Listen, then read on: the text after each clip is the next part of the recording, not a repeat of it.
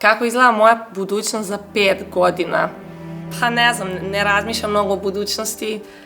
Da li bi se usudila da krenem na probnu vožnju u svoju budućnost? Naravno, zašto da ne?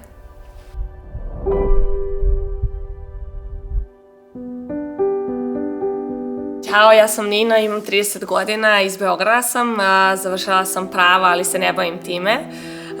Između ostalog, jako puno volim da putujem, volim da provodim vreme sa psima, imam 3 psa i jako puno volim da kuvam, tako da se dosta i time bavim.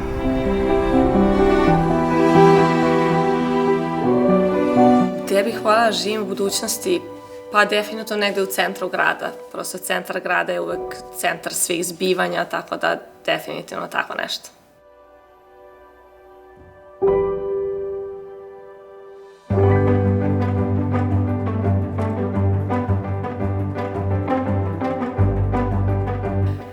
Šta bih voljela da radim u budućnosti?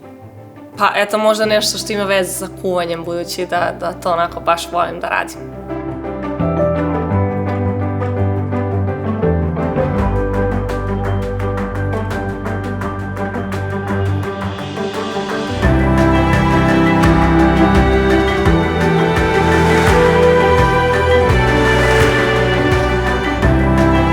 Čega se najviše bojim u budućnosti? Pa eto, možda toga da ću kroz neko vreme se osvrnuti i shvatiti da nisam uradila ništa posebno.